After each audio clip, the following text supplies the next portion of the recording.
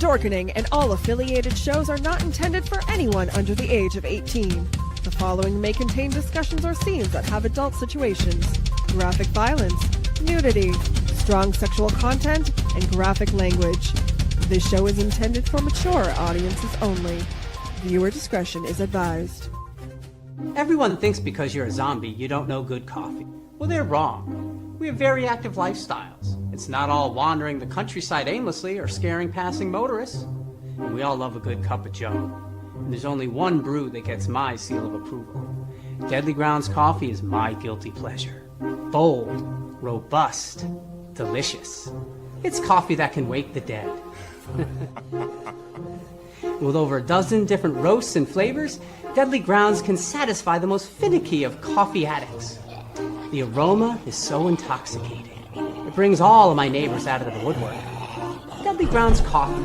Coffee to die for and zombie approved.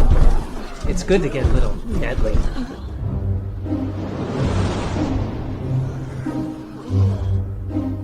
Use the front door! Oh, they're so disgusting.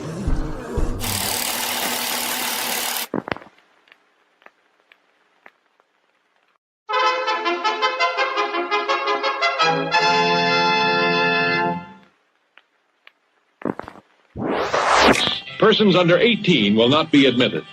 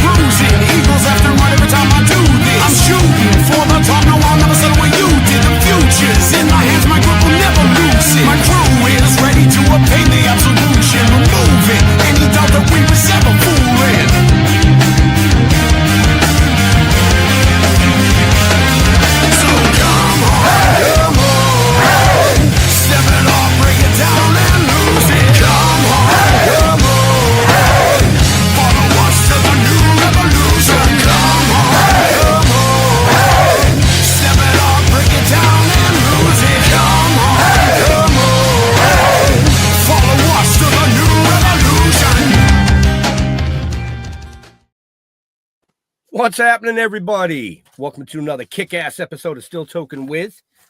Yeah, I'm me. You know who I am by now. If you don't, well, I'm sorry. That's just kind of the way it goes. I'm super excited about tonight. We've known this gentleman literally since we started in the industry of 2017. 2017. There's the fucking voice in my head already. That's right. I even remember where we first met him. Oh, I bet you do. I bet you do. And it was Hanover. You're right. It was in a fucking snowstorm. But anyway, this gentleman has done literally everything. Literally everything. He even sat down with the Grim Reaper and smoked a joint. We'll talk about that. But before we get to the guest, let me welcome the man who brings flash to flashy, Mr. Jeffrey Mark. Yeah, I'm all excited to be here today. Anytime I get to geek out with people, I'm having a good time. And like you said, our guest today has like 37 fingers and 47 pots. I don't even know where to begin, but we're going to get to all of it. Jeff? Hey, I'm stuck in the woods again. I can't get out. I just can't get out. No, I'm excited. We've had plenty of conversations, hanging out with this guy. Sometimes he's fun, sometimes not so much. It depends on the day and how he's feeling. Honestly, I think it's the color of whichever freaking Aloha shirt he happens to have on. That's just my personal opinion. you know. But let's bring him right in, Mr. Gary Sohmers. Aloha. Aloha. Welcome. How Nice are you to- this eve? I'm doing great. Just working and rocking and rolling like usual. Very nice. If I don't Getting have exci- 20 projects going, I have 30, you know. So Right. So you excited about this weekend's upcoming show? this weekend, we have the Northeast Comic Con and Collectibles Extravaganza, the beginning of our 40th season of Wow. Collectibles Extravaganzas. Goes all the way back to 1985. And yeah, I'm pretty excited. We got 100+ vendors. We got really great guests. We got artists, cosplay, entertainment, weirdos like you, me, and Jeff there. You know, we're all like we are the show because people come to meet us, and we have a lot of fun with the people there. It's a different kind of Comic-Con. It's not your giant stadium show. Right. It's a hotel that somebody said was like being in Hobbit land, because there's you know, you can't even explain it, but there's greenery. It looks like whatever Jeff's background is right there. Looks like the lobby and the hotel courtyard. And Yep. in that courtyard, you get to see interviews with guests like Barry Bostwick and Alan Ruck and Kat Cressida and Mark Rolston and Christine DeBelle and Roy Thomas, and live entertainment with the anime cosplay, dance play, Idol Project and Sandy Netburn, and Yep, Sandy. lots of great fun stuff. Karaoke with Cowboy Mock Bell. Just like a lot of you pay your admission, you get free parking. We still want to give you your money's worth, more than that, you know. And so we expect it should be guaranteed not boring. And I was waiting for that.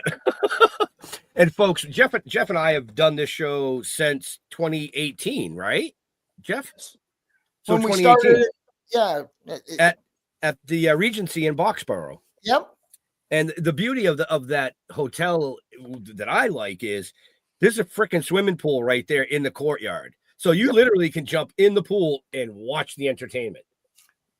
Yeah. All right, You that's could it. have filmed Jurassic Park in that courtyard. I'm could. coming next year. That's all. You've already talked me into it. It's I'm a beautiful place. flying in from Palm Springs next year. I will be there. It's twice a year. We do it the second week of March, and we do it Thanksgiving. And at Thanksgiving, you know, a lot of people go to their relatives, but there's a lot of people like us who really don't want to go to the relatives or have the opportunity to go to relatives or family.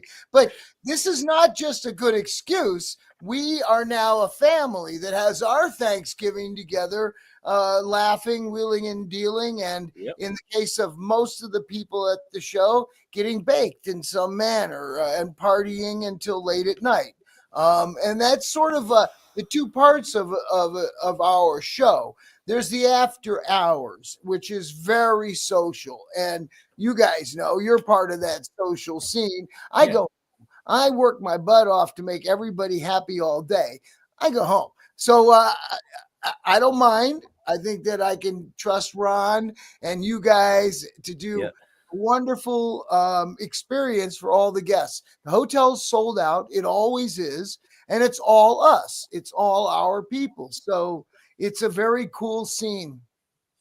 Yeah, and that's the other thing I was going to say, like not like some of the bigger cons where you have people from out of town in the hotel and this and that. This hotel is sold out, and it's everybody that's in the convention. The So celebrity guests all go to the bar after the show and hang out with everybody, and it's a very cool. It's a very intimate show.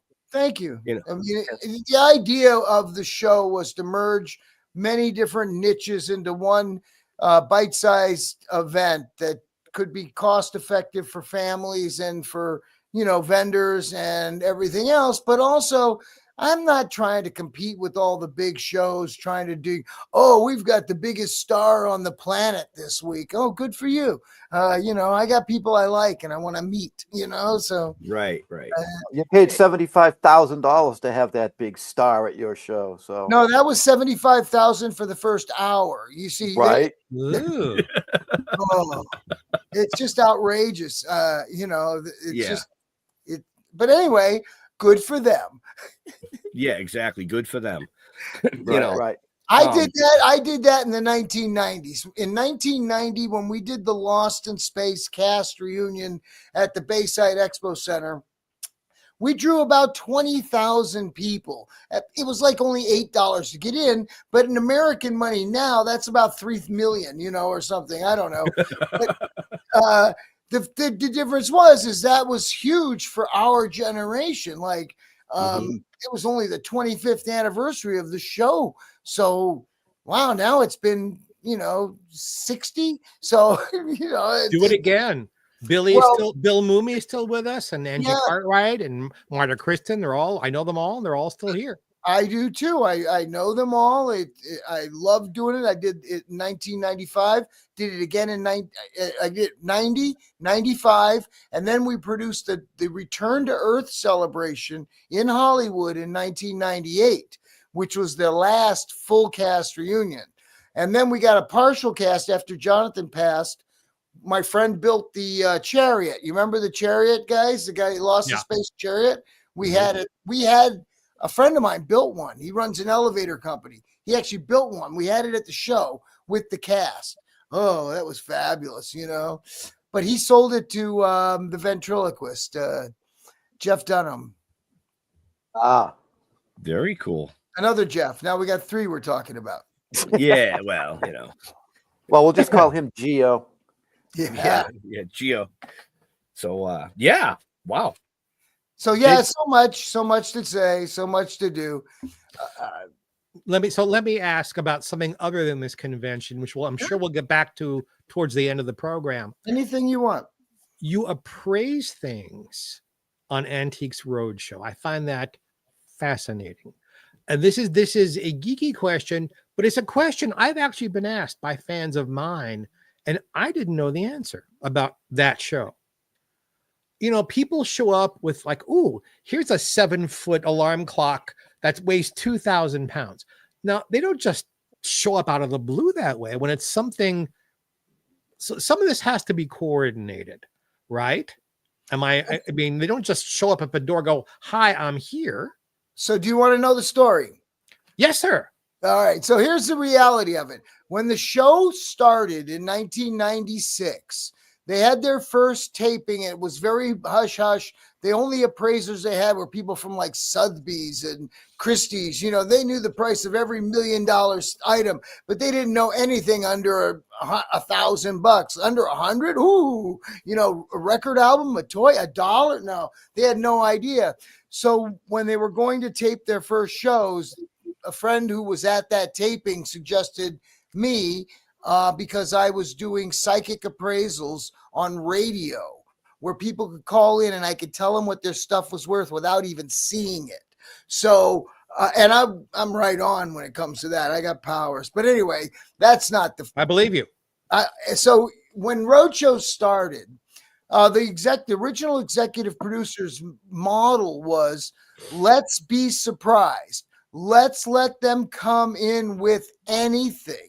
Everybody that comes through the door by this time, we will see. There were 55 appraisers. No, there was 80 appraisers in the room in all the different niches. And 55 segments were being filmed. So we didn't all get on TV every time. Right. So in the beginning, we were getting like 8,000 people the first year. Maybe that was like the tops, maybe 8,000. And we would go for about 8 hours. By the third season, after people saw it, we were getting 25 to 30,000 people. When we did Los Angeles, we shut down downtown Los Angeles. The lines were going everywhere. We stood up on the roof at Tampa, me and a couple of the other appraisers in Tampa, and we saw the line stretch all the way out over a bridge onto an island and wrap in a big circle. And we let anything come in. A guy would go down the street, see a box of trash on the sidewalk, put it in his car, and come to Roadshow. And we would see him and tell him what his box of trash was. So we had people come in with entire bedroom sets, including the mattress. I mean, and then they say to them, well, that's about $100 for the whole thing. Yeah, it's only going for about $25 a cord these days. So, you know, you could probably sell it as firewood. So, but what would happen is the most amazing things would come in. And this is right at the beginning of Fleabay. Before Fleabay became everything that it is, in the beginning, 1997 to 2000, Fleabay was just Beanie Babies, Magic the Gathering cards, stolen computer parts, you know, things like that. And you couldn't just look up anything and see what its price was. So nobody knew. We experts knew because we bought and sold the stuff, and they needed that knowledge that comes from being on the street. Well, Roadshow, PBS, needed that knowledge. They needed us to make good television. So after about 5 years, the original executive producer moved on. She was doing that ballroom dancing show on there, which became huge. And they had a new executive producer come in. Well, she changed things a lot. And I managed to last another 5 years, 6 years with her before I left. But she changed the whole show to now, all the way to now. You don't get on the show at all. You don't even get into the venue unless you send a picture in. You send a picture in and you say, I know nothing, you know, and then they send the pictures off to the appraisers, and the appraisers pick the things that they think would make interesting storytelling. So it's so limited, and everybody knows what they have already. And now you watch somebody go, oh, yes, it's a very rare antique and it's worth $1 million. They go, oh, well, I knew that, but can't you tell me anything I don't know? You know, and it's like, So I quit when Stump the Appraiser became the game. Gotcha. Okay. What a great story. Thank you.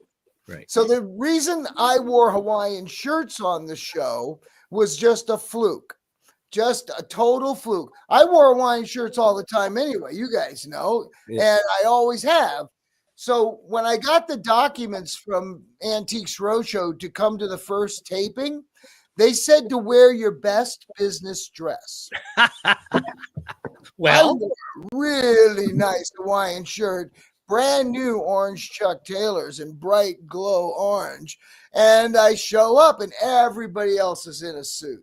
The women are dressed like they're going to the opera. I mean, it was just insane.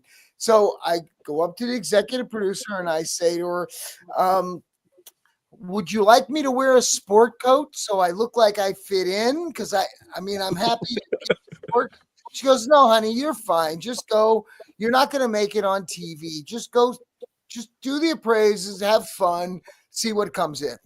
So the first thing that comes in for me that I loved, and I said this should be on TV, was an oil painting by Frank Zappa. ooh, Now, the story goes that the woman shows up with this painting, and at the entrance, they give you a ticket saying which department to go to. And they gave her a paintings department ticket. She goes to the paintings department. And the woman at the paintings department goes, let me see. No, dear, I see no Zappa under old masters. Oh, no, he's modern. Oh, no, dear, I see no Zappa under modern masters. Oh, no, he's a musician. Oh, celebrity art. Well, it might be worth something, but, you know, maybe $100. So she goes walking away, thinks she has a $100 painting.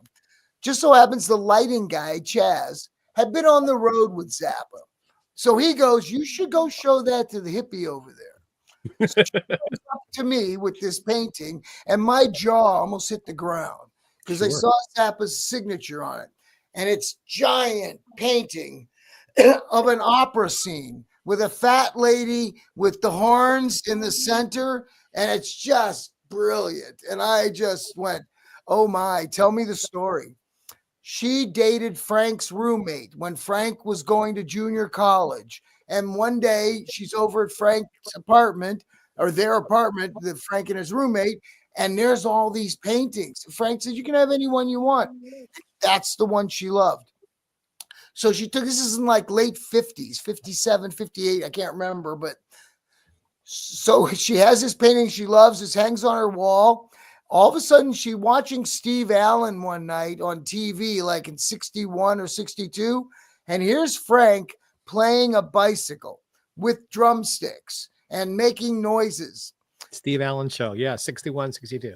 So she thought Frank was out of his mind and took the painting and put it in her attic. So she never heard Freak Out. She never heard any of the mothers till she came to Roadshow. So I gave her a great appraisal. I said, $15,000 to $25,000, for insurance value. She flabbergasted. So before I went on TV to do it, I said to the producer, do you want me to put on a coat in case the appraisal works? Maybe it'll make it to TV. She goes, honey, just go have fun. It's not going to make it on TV. This is your first time. You haven't done this before. It'll be fine. I went and just did it. Just did the Gary show. And, one take, of course, because I had nothing to fear. It just ripped right through it. And the next morning in the hotel lobby on the counter is USA Today. Yeah. And on the front cover is a full color picture of me with the Zappa painting and my Hawaiian shirt with the headline, we're only in it for the money. And she comes running up to me and says, you wear those shirts every time, honey. And I said, yes, ma'am. So that episode or that segment got shown in a zillion times in a zillion different iterations. They keep packaging them up, but that's the only one that the new executive producer will run of me. She hates me so much, but that's, most people don't even know this. You want the real story is we never get paid. Appraisers don't get paid. Appraisers have to pay their own way to get to the cities. Wow. They get nothing, and there's no guarantee you'll get on TV. So I did 80 cities over 13 seasons, costing me at least $1,000 an episode. So yeah, that's a lot of money. But it was worth it. I had a good time. Right. You've always had a love for that type of stuff, correct? Oh, I started when I was 8. I was going to say, I'm going to go all the way back to when I was 2. Yeah. In 1974, you had your own record store and music memorabilia store. Is that correct? Oh, yeah. I had a career in rock and roll and buying and selling stuff. So it's just been a passion. My dad taught me when I was 8 that you can buy something for $1 and sell it for $100 if you have an education, if you know the stuff. So he used to be a traveling salesman. He'd come home with a little cigar box full of campaign buttons. I'm like, what are these? He taught me all about politics, taught me all about economics, taught me all about buying and selling antiques and collectibles through this.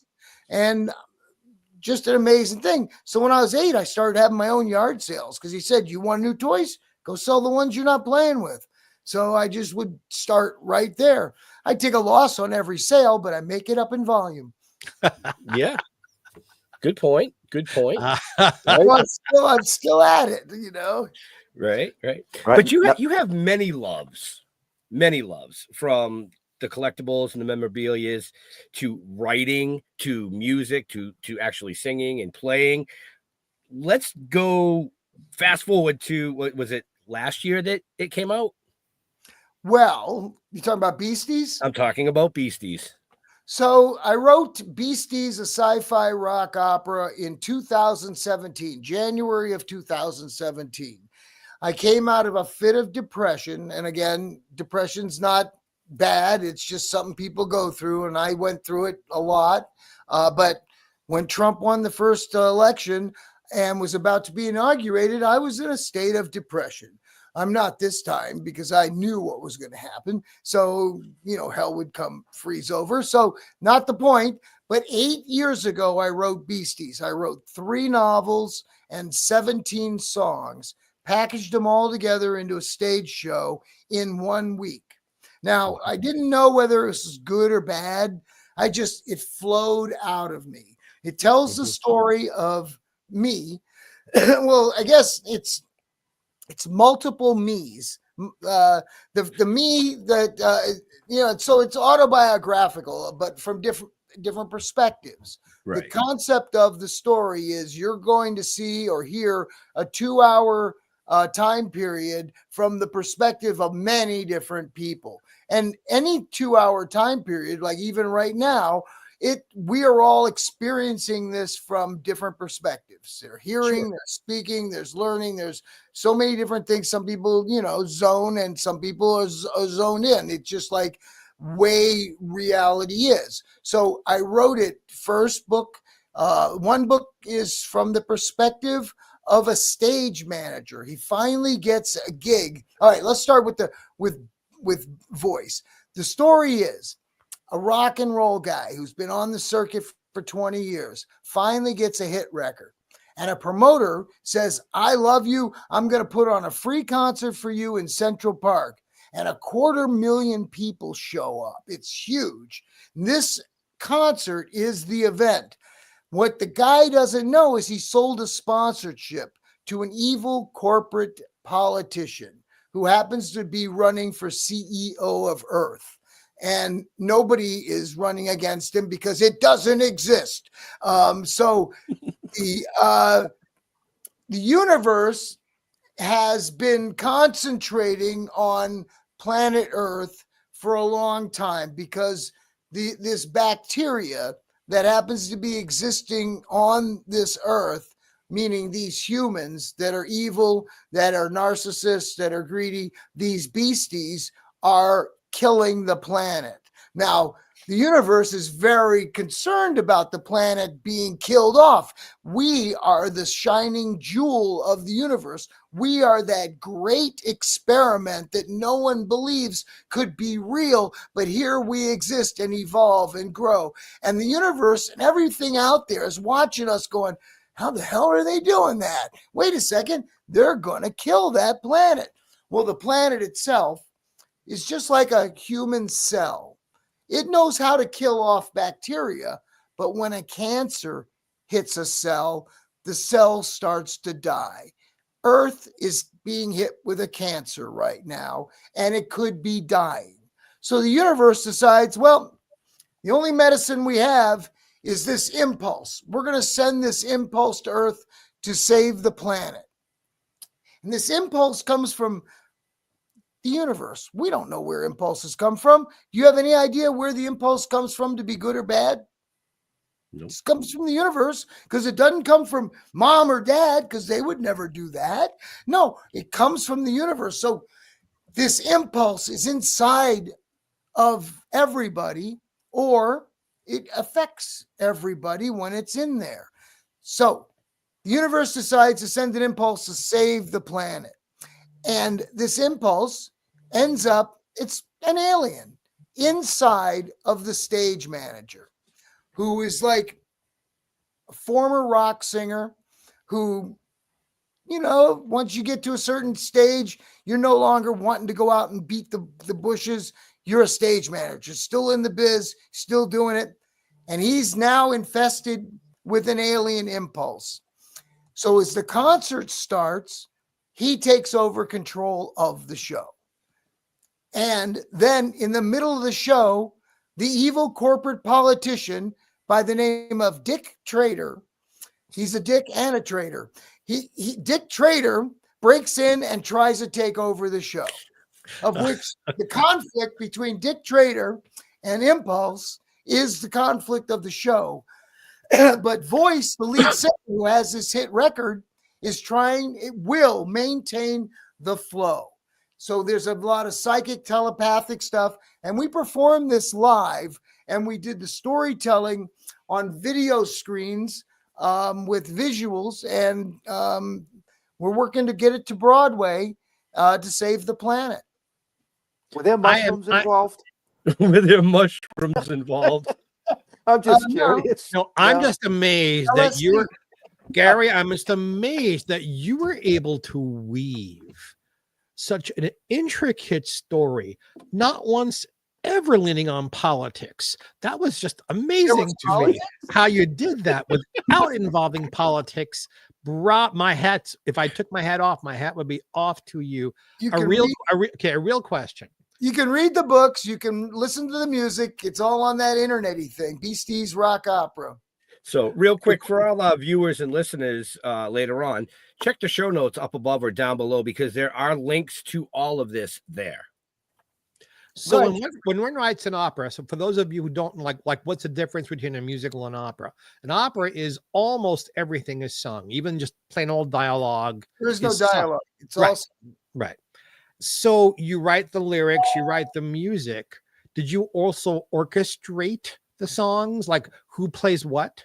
Good point. Yeah, so I wrote the basics of the music. My orchestrator and partner and arranger is a guy named Bill Holloman. Bill Holloman does arranging and orchestration for Bruce Springsteen and for Nile Rodgers and other people. So I know who Bill is. I'm lucky because Bill and I play together in other gigs. And when I went to him with this, I went to him with very raw tapes. Very raw. I went in the studio and I recorded me playing everything. And then I gave them to him and he did the orchestration. We got great vocalists. The guy who sang Eye of the Tiger, Dave Bickler, is one of my vocalists. So, it's got Chris Farlow, who did Out of Time, who sings with Jimmy Page and Van Morrison and the Stones. He's on it. And Barrence Whitfield, one of the greatest soul singers of all, is the lead singer in it. He plays the lead character, an African-American man. Now, this is like even funnier and weirder. I'm trying to get it to Broadway, right? Or to anywhere. Opera, right? There's a place for rock operas. Jesus Christ Superstar. Hair. Yep. I mean, there's a place, but the obstacle I'm up against is I'm 72. Barrence is 70. Bickler's 70. Chris Farlow's 83. Mock Bell 70. So we're a bunch of old guys.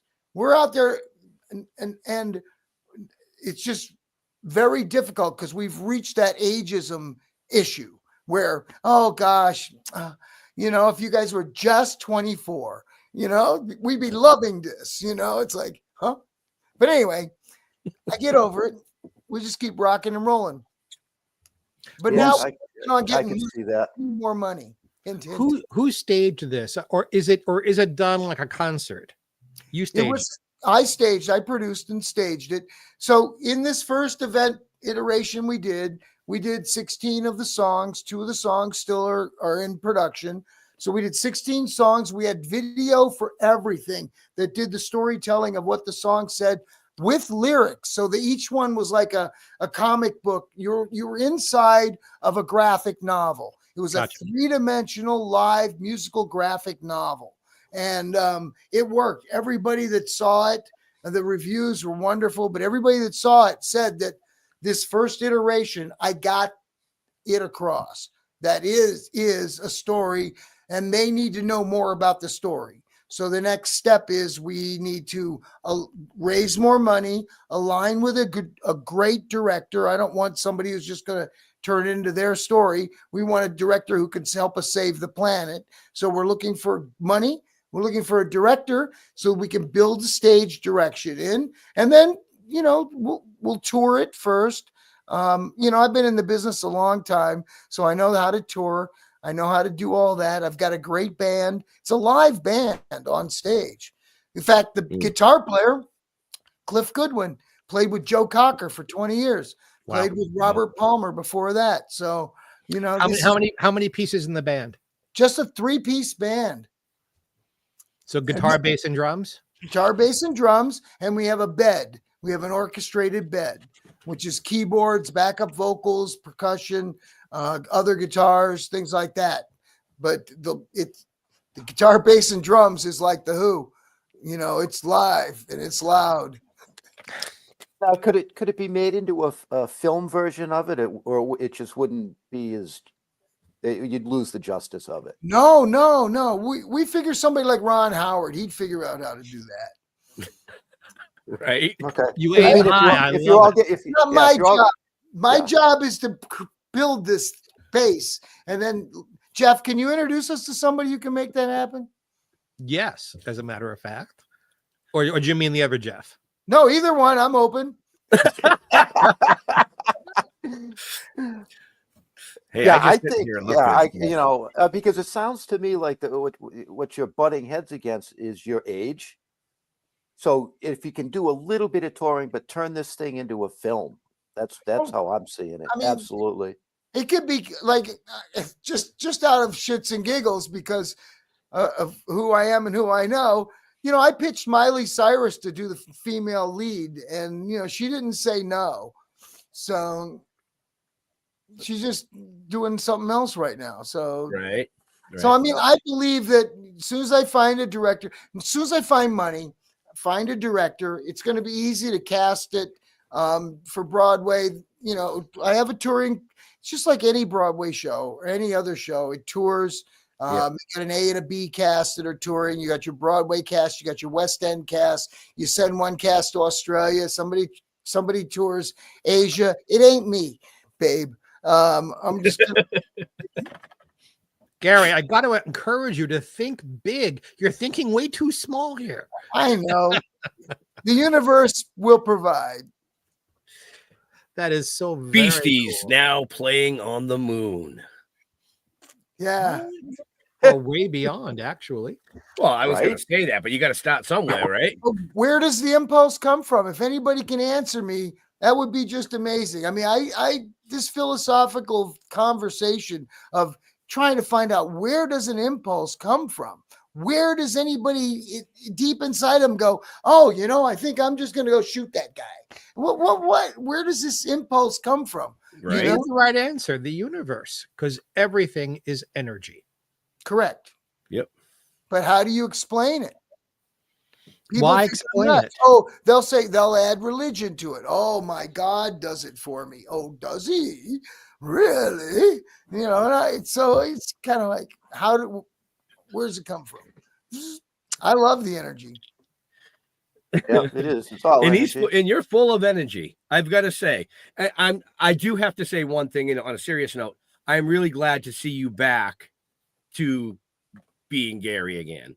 Hey, I'm doing pretty good for a dead guy. Right. And for the folks watching and listening, it was year and a half ago. Yeah, at the end of 2023, right? Yep.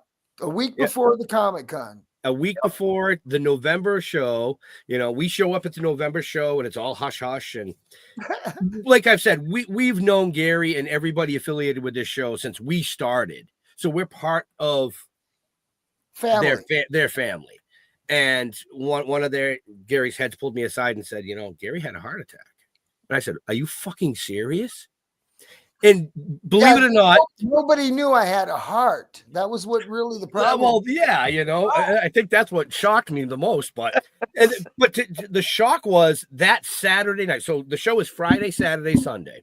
That Saturday night, this MF shows up at the fucking show. I'd been dead.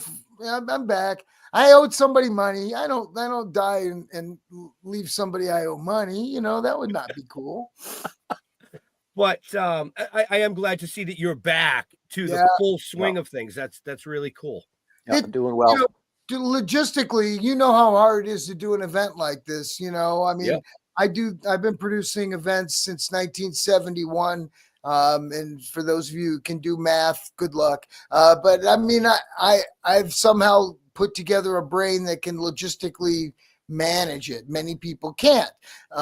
So I'm not really good at other things, like making podcasts, but I can sure make the magic happen live and in person. So I also think it takes that team you have too. Without a team, you're the best. I'm telling you, are so right. I could not do it without everybody.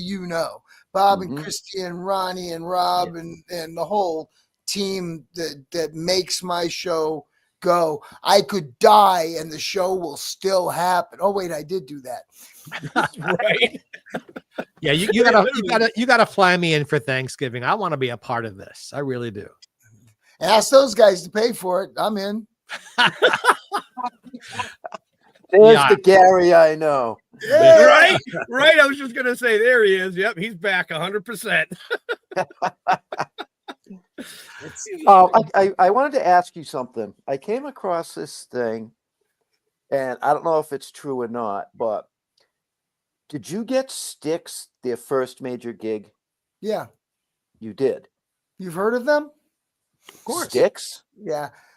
So the story goes, in 1972, I got hired to run a series of concerts at the Aragon Ballroom in 1973. So Cool. my concerts were going to begin right in March, you know. So I'm booking acts that I knew. I was working with this guy Irv Azoff, who had this band REO Speedwagon nobody had ever heard of, and we were working with them a little bit. Hartsfield was a country rock Grateful Dead type of band. Siegel Schwall, I had a couple of blues guys I was working with, and I was just like 20 years old and passing out flyers and just hustling.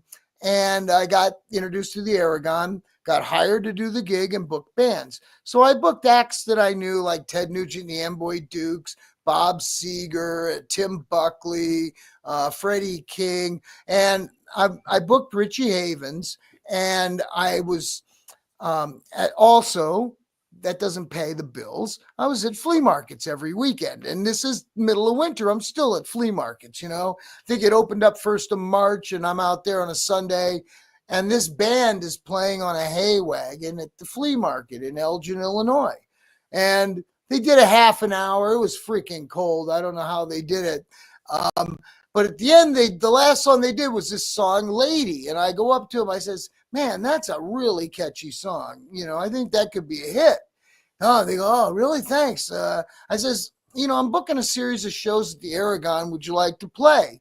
Oh, yeah, we'd love to. So I negotiated $150 for them to be an opening act for, no, I think it was $100 be opening act for Richie Havens. They don't go together. You know, how, just like, but luck be having it. I get a call from the agent who who sold me Ted Nugent and Bob Seger. He goes, oh man, my friend's band's on tour in the States and they need that whatever Tuesday or Wednesday night. Can you put them on with Richie Havens? And I go, yeah, okay. So for $500, I got Genesis with Peter Gabriel. And so the show was, Raul Hardman band open, then Styx, then Genesis, and then Richie Havens. So that day, Styx made a record deal with Wooden Nickel Records. And literally 3 months later, Lady came out. No, 2 months. 2 months later, Lady came out. And I was their booking agent at the time. And I booked them on a show with opening up for ZZ Top at Hammond Civic Auditorium. It was ZZ Top, Mahogany Rush, and Styx as the opening act. And so I'm down there with them, and I'm at Beaver Productions, and they managed at the time ZZ Top. They said, man, this Styx band's great. We love them. We're taking them. I went, what? He goes, yep, thanks very much. And I never heard from Styx again. Wow. But that was all right. I mean, at that time I had Head East and I had Star Castle and I had a whole bunch of bands. Who cares? You know, they turned out okay. Yeah, they turned out. You think? Yeah, they turned out all right. They're still touring. Oh, not yeah. all the originals, but they are still No. touring. Yeah, actually, we saw Dennis DeYoung, what, 3 years ago? Yeah, in Plymouth at Memorial Hall. Yeah. Yeah. He won't And I'll tell remember. you, He'll remember the show. He'll remember that show, Genesis Richie Havens show, for a fact. They talk about that show. They don't remember me. I don't think many people remember any of us as we get older. I'm a blur. I They'll no, go, they I'm go, actually I remember you from somewhere. And I go, yeah. I'm the blur. Everyone says you remind me of that guy. Yeah, I'm that guy. Why the fuck do you think I wear sequins? So that I get recognized. I don't want. I'm telling you that when I was at the peak of roadshow fame, I couldn't go to a restaurant without people coming up to the table and asking to have their picture taken or to ask me what the stuff that they had at home was worth. I couldn't go to parties. I couldn't go to, anywhere socially because it would be like, if you were a doctor and you got invited to a party, it's so they can all ask you what ailments, doctor, excuse me, I have this thing on my back. I'd go to places, they go, Gary, I have this thing in my attic. And so it was just like became, wah! But anyway. I love it. I love stuff. I had a day, a 30-second story. I got all my carpets in this house cleaned yesterday. I had to leave for 5 hours. And there's a wonderful place out here called Pinocchio's. Great brunches outdoors. Perfect weather, 75 degrees, not a breeze, nothing was perfect. I thought, no show business today. I'm just going to go and have a Jeff day. I got sat all in a corner and I had company the entire time I was sitting there, people coming over, even if they don't know, oh, you're that guy. I get that a lot, by the way. You're that guy. Like my name is that guy. So I get it. But you know what? I'm a Hamasaurus and I love it. Excellent. Wear more Hawaiian shirts when you do that. Nobody will bother you. Nobody will bother me. Who the fuck wants that? Well, see, I'm just antisocial.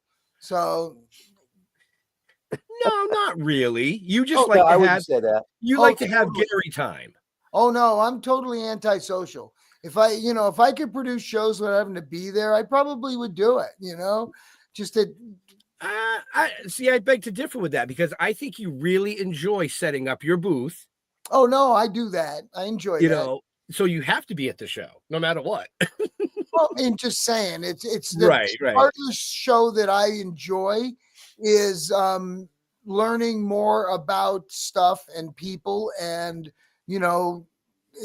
I love watching cues, how people move and where they're walking and making sure that the flow is perfect and that there's a great vibe. And I'm looking at how does every little aspect of this giant circus function properly. I have a 99.9% happiness factor. I mean, a baby might be crying, but that's not my fault. I can't do that. But everything else, I believe is a part of my job is to make sure that flow, that vibe. I mean, think about it. I take an empty building, I make it a circus, and when we're done, it's gone the next day. Poof. Oh, that's why you're bringing the clowns in like us.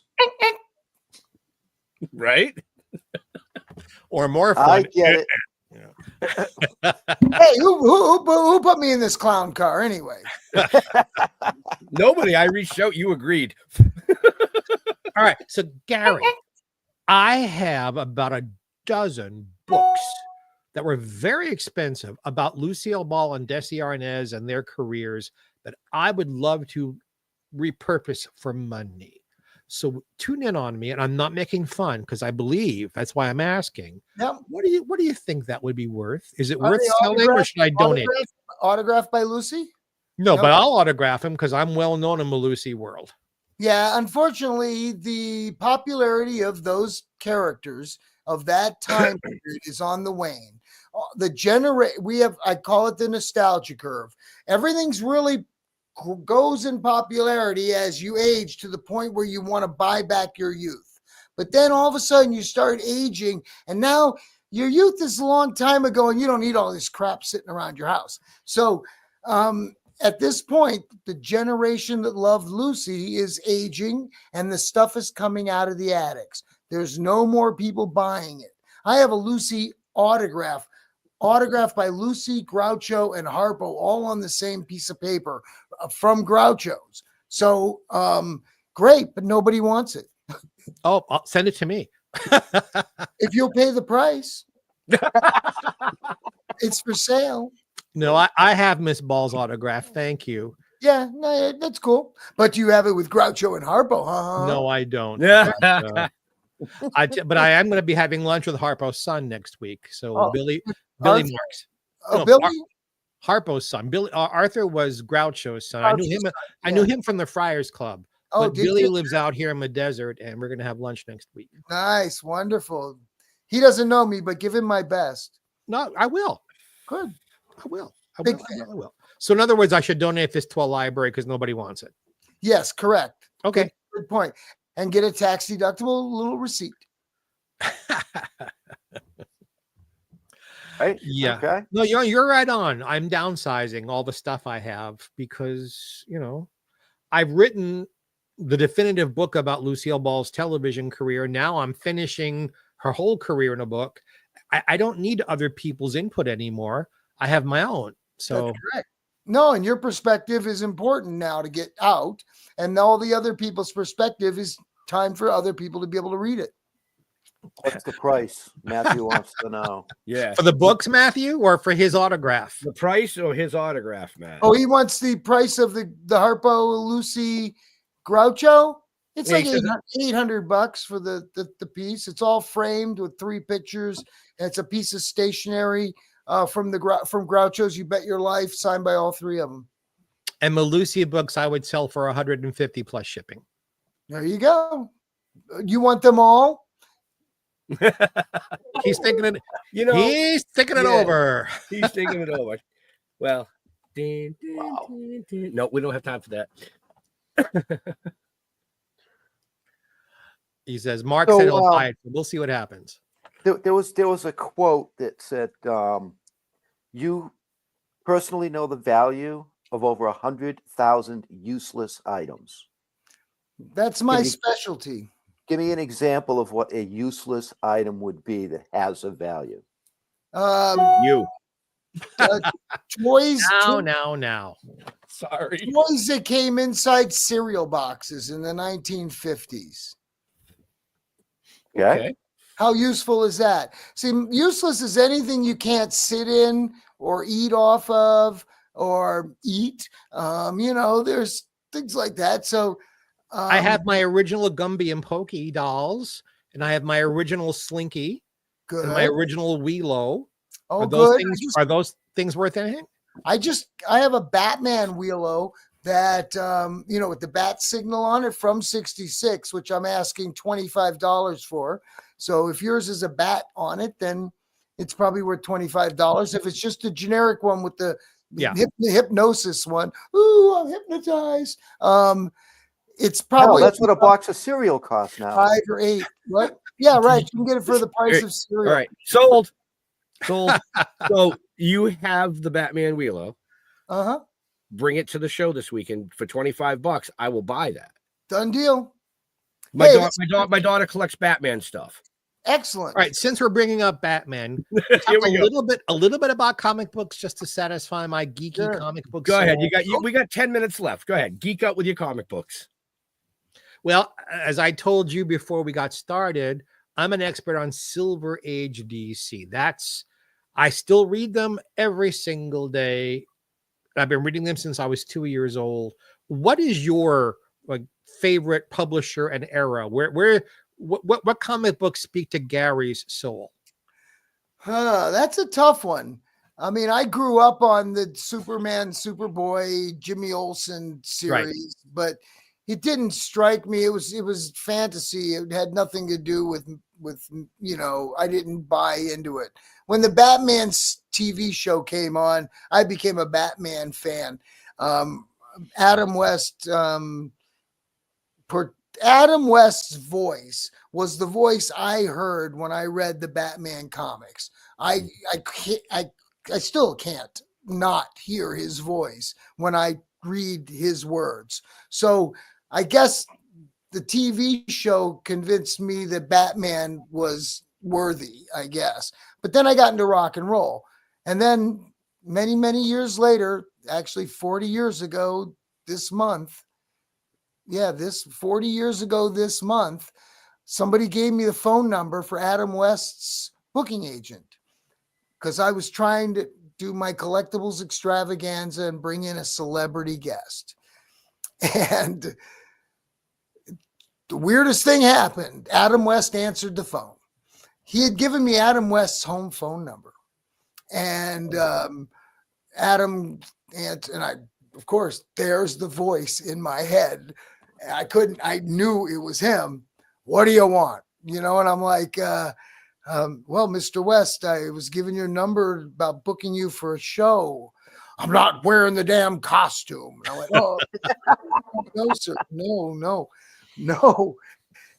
What's it pay? I says, we'll pay for all of your transportation. I'll guarantee you a couple of $1,000. We'll pay for everything. You get to keep all the autograph money. I've never done this. This is not, we never charge for autographs. I just sign. I go, well, this is a $10 an autograph. You get all the money. Will I make any money? I hope so.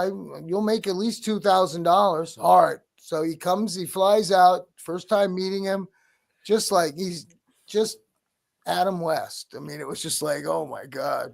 And here's, 12-year-old me going, or 14, 13, whatever I was. I'm like, oh yeah. So at the end of the first day, Adam never got up but once to go to the bathroom. And yes, how do we do? I said, Adam, you did 10 grand. You signed 1,000 autographs today. He goes, wow. Gary, can we do this every week? I loved Adam. Adam and I had the same agent for a while, Fred Westbrook. Oh, Fred. I introduced Fred to Adam through, Fred was a piece of work. I at the beginning, Andrew, you remember, do you know Andrew Goodwin? Yeah. So Andrew was Van Williams' agent at the time. And so I got a hold of Andrew because I was booking Van Williams from him.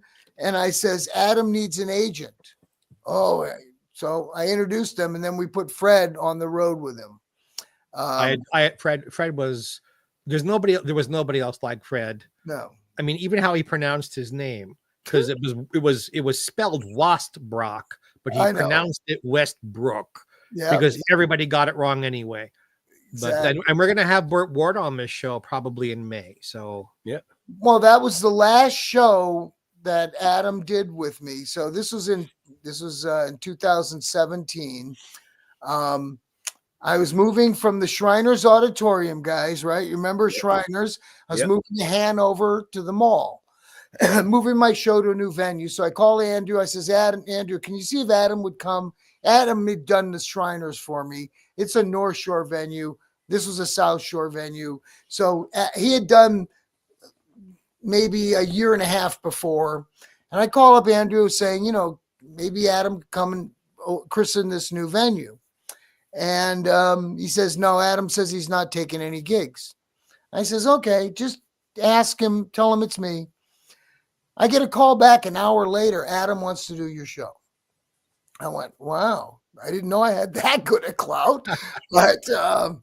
But he says he's only got one thing that he's never asked you for before, and he's insisting on it. I go, what? You have to bring Burt Ward. I went, what? He's always told me he doesn't want Burt there when he's there because all Burt does is talk about his damn dog food, and I go, oh, well, if that's what Adam wants, that's what Adam gets, whatever, So they came and we had a great weekend. Honest to God, it was just fabulous. Adam was we were playing pinball in the Batmobile. Pinball machine, he drove the Batmobile, the real Batmobile. I mean, he was just like alive. We talked for an hour. I told him all about Beasties. We were like having a great time. We were just like we had been for 35 years, And I said, so what are you going to do? He goes, I'm retiring. I go, no, really, what are you going to do? I'm going fishing. I go, and you're going fishing? He goes, yeah, I'm in the trout streams. I'm going to go fishing. I says, do you take a phone or cell with you or anything? He goes, no, don't want to be bothered. I says, what if something happens? Don't care. I was just cool. Go have fun. Right. A month later, he was dead. And they called me and told me it was just like heartbreaking because he was so alive. And then he was gone. Yeah. That's How pretty much what old happened. was he when he passed? Don't know. Over 80, I think.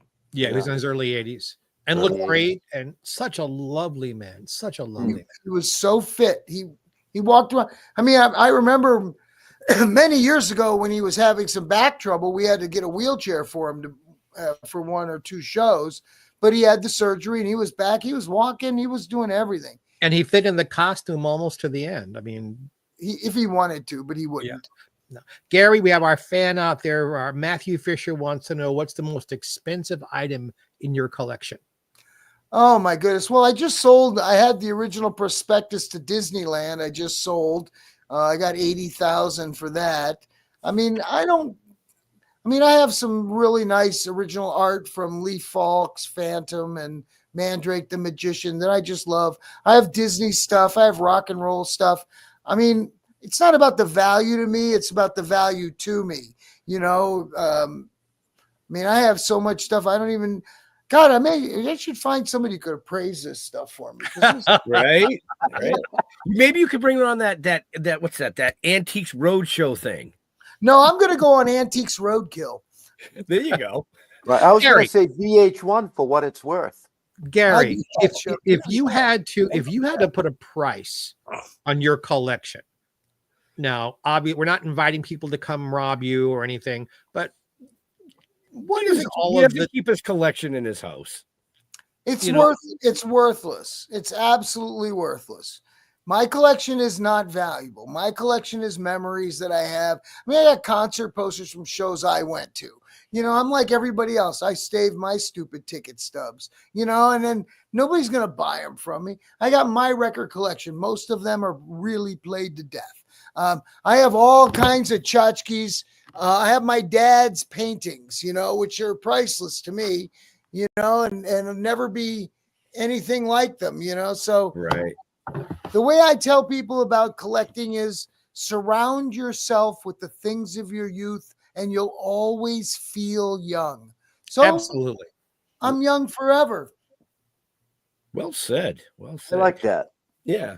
And just to touch on the value of things, Yeah. the value of something is only worth what somebody is willing to pay for it. Well, no, there's many different values. When you Right. talk about the word value, it's a value. There's emotional value. There's decorative value. There's investment value.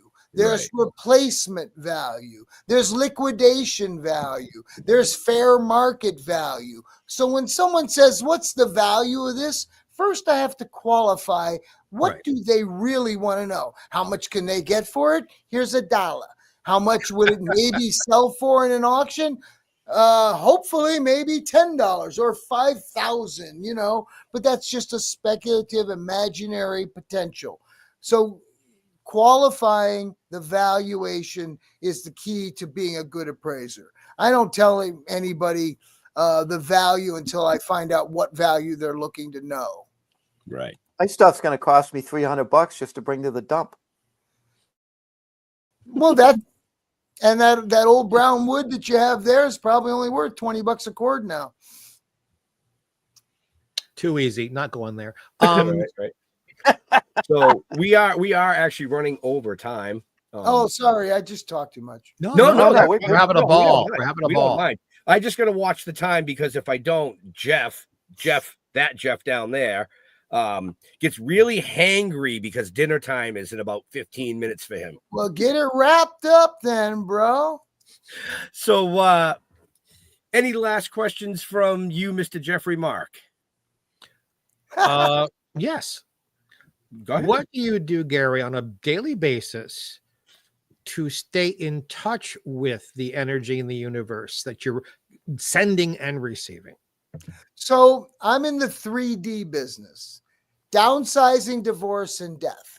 So I'm all more or less a grief counselor, and I help people deal with that. So it's taken a huge amount of physical and mental and emotional change in my life to be able to accept the grief from people and help them cope.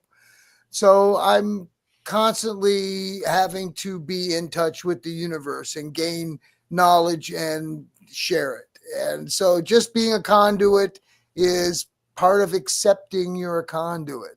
You can deny it, you can accept it, or you can just ignore it and pretend it doesn't happen. But I accept my status, and I hope you'll all read my books, because if you read the Beasties books, all 3 of them, you will gain knowledge about how the universe works and how all these things go together. And I hope that, musically and mentally, you can accept the conduit message that's being sent to you. Excellent answer. Excellent. So, Wow. Jeff. All right. Yeah, I want to. We've never talked about it. I mean, we've known each other and chit chatted here and there. But have you ever had a pet? I've had several pets. I've had probably 20 different cats. I had an Afghan hound for 12 years. He was like my best friend. I can't have pets now because it hurts too much when they pass, and none of them are going to live as long as me because I'm immortal. So it's really hard to deal with the grief. I can deal with other people's grief. I've lost humans, that's fine. I can't deal with loving a pet and having him die. Get a rodent. They don't hurt as much. Oh no, for me it would. I'd bond with it. It'd be like, Oh, you mean for the ones that you feed the snakes? Oh yeah, Right, yeah. Besides, you wear your hair like an Afghan, so you keep it with you. Oh yeah. No, we looked alike. I can see that. No, I had brown hair. He had brown hair. I had a beard. He had a beard. He got the chicks. I didn't understand that. I think it was the way he sniffed butt, but I just couldn't do that. Right. So, anyways, for all our viewers and listeners later on, make sure you check the show notes up above or down below. It'll take you anywhere you need to go to find out more about this amazing guest. But if you're in the New England area, and even if you're not, and you don't mind a little bit of a drive, head up to the Boxborough Regency this Friday, Saturday, and Sunday for a guaranteed not boring kick-ass time. March 7th, 8th, and 9th, in case you're in a different time zone. Yeah, like if you're from Australia and you want to fucking fly here, be my guest. So, Right. We will be in the house along with a whole ton of other fantastic people, artists, and oh yeah, some great artists. And I will be there in spirit. He will. I'll send you pictures. You can always just put a picture of him in your booth, guys, and that way he's there. Well, actually, I think we're gonna have the TV with us. We can just connect this YouTube feed right to the TV and just play this over and over and over. Yeah, that'll annoy your neighbors. Yeah, Gary will like it. He can come by and see himself all the time. So it's going to be a fun weekend, March 6th, 7th, 8th, and 9th at the Boxborough Regency Hotel, Northeast Comic Con at necomiccons.com. And I appreciate getting the time to talk about Beasties. You can go listen to the music at beastiesrockopera.com. It's also on Spotify, Apple, and all those other weasels that steal all the money from the entertainers. But, you got to be there to play it. But on our YouTube channel, you can watch lyric videos of all of our songs that were also used in the stage show. On Facebook Live, on our Facebook page, you can actually watch the concert from October, the entire concerts on our live videos page on the Beasties Rock Opera Facebook page. Pretty groovy. Awesome. Very cool. So yeah, like I usually pull you up full screen and let you do all that, but man, you just were like, woo! Oh, Sandy Netburn's in the house. Aloha, she said. We'll see you this weekend. Yeah, Jeffrey Mark, where can people interact with you on the socials? Well, Jeffrey Mark on Facebook, Jeffrey Mark Showbiz on Instagram. I'm on Blue Sky, but I haven't quite figured out how that works yet. But, I'm with you every week. Jeffrey Mark Plays Ella is on every week where I play Ella's music and give you inside stories behind it. I'm working on books. I'm on other people's shows. Pretty much turn on your electric toothbrush. You'll find Jeffrey Mark. Yeah, you'll come running. Oh, you have the toothbrush with the sparkles on it. I meant Yes, of course I do. You should see my vibrator. So, Jesus. All right, it only took an hour and 10 minutes for that. you saved the best for last. Jeff. I'm Yeah. gonna go hide in the woods. Yeah, go to stilltoken.com. You'll find everything we need to know. We're Talking with the Dead on our Facebook page. And I'm gonna go back and hide in the woods. So, and I want to, thank Oh. Gary for Yes, me joining too. us. Me too. It's funny when you sit down with even people that you know, and you sit down on a show like this, you get a different perspective. right. I'm just trying to figure out how I want to perceive this perspective that I just got from Yeah. Gary. very good. Very wise, grasshopper.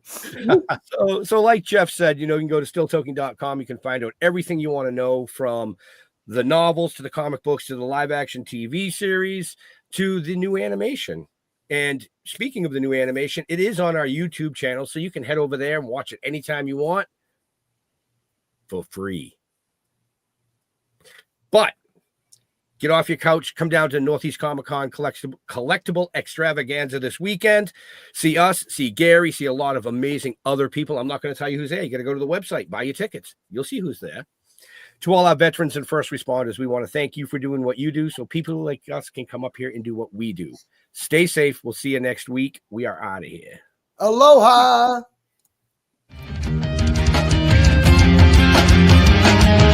So come on.